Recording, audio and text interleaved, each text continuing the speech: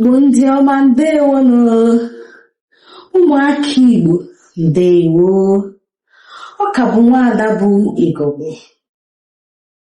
Isiokwu anyị bụ asụsụ omenala nne na nna anyị agaghị efu.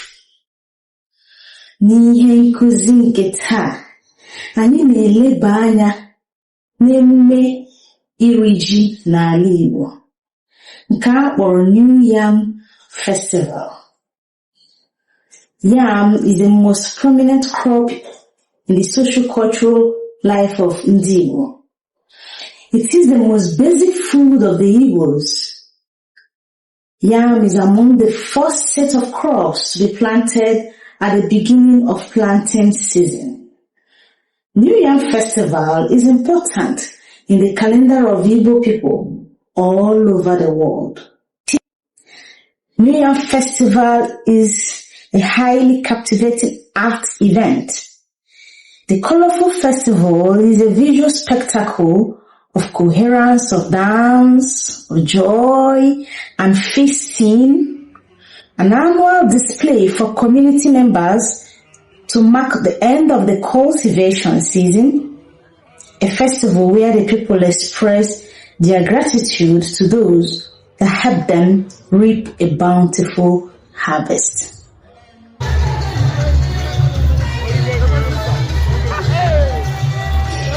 Iri ji ọhụrụ bụ emume Igbo ji ekene Chineke maka iji ji zụọ ndụ ha n'ekweghị agụụ gbuo ha.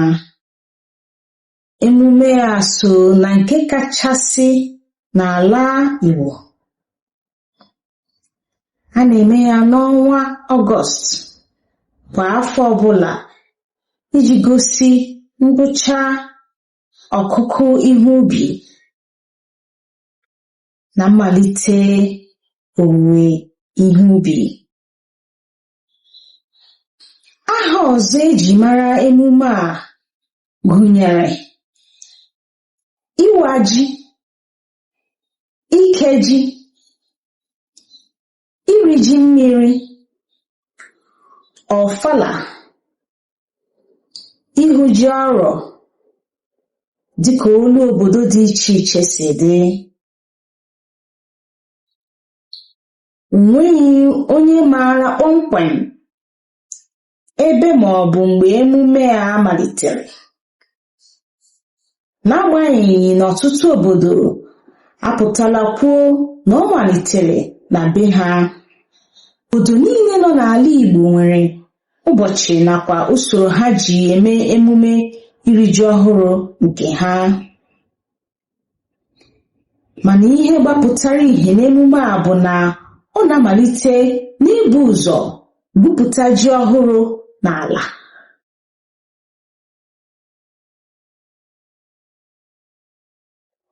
N'oge emume a na-awa ji ma tupu ya n'ala iji kwanyere chi ala bụ Ahịajọkụ nakwa ndị nna nna ochie ugwu. Ahịajọkụ literally means ahịa pụtara hard work or industry or trade. Ji pụtara brings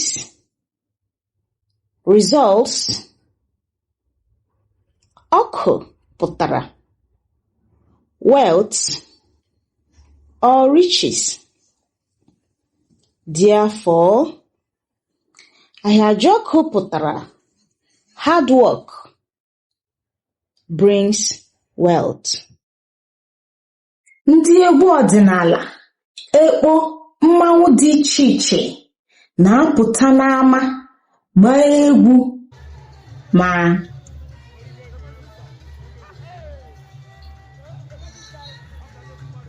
ma mee ihe ngosi n'emume iri ji ọhụrụ.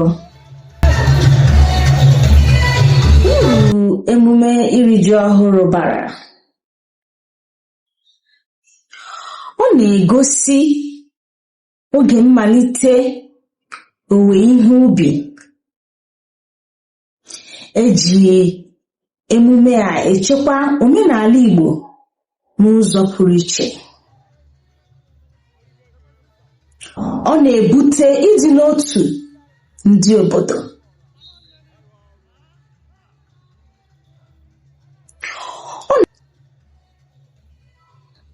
Emume iri ji ọhụrụ a na-akpọlata uche ụmụafọ Igbo azụ, ọkachasị ndị bi n'ofesi, ka ha soro n'ihe a na-eme n'obodo. Igbo nwekwara ọtụtụ ji dị iche iche. Igbo nwere ji a na-akpọ nwa agba, apụ ji, ji igwe.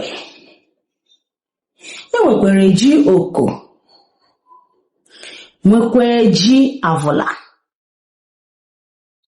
Igbo nwere ji ọpa na ndị ọzọ dị iche iche.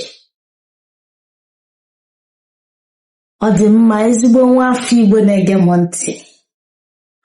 Ọ ga-abụ ihe magburu onwe ya, ya bụrụ ma ndị ọrụ ubi na-egwupụtara anyị ji a n'ọtụtụ, ka Igbo niile gazuru mba niile were ji si n'ala Igbo na-eme emume iri ji ọhụrụ.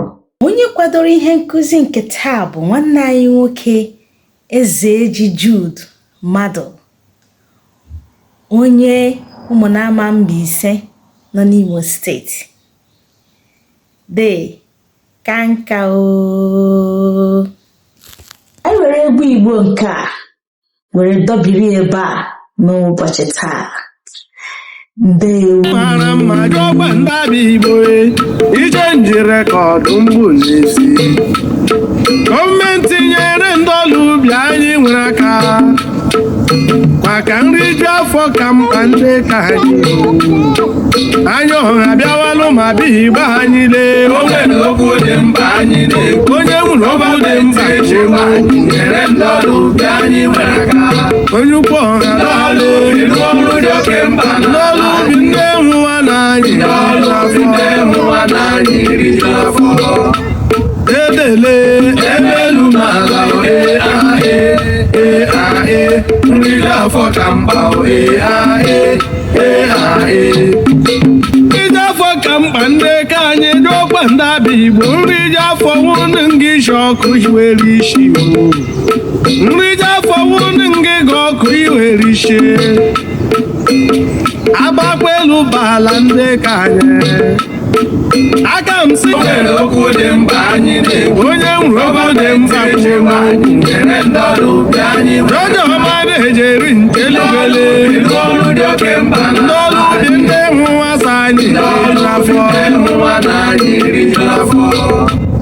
agụnwale emelu mahala ndị afọ ka mkpa ndị ka anyị, ndị afọ ka mkpa dike emelu mahala ndị afọ ka mkpa ndị nwanne, ndị afọ ka mkpa o ruola o.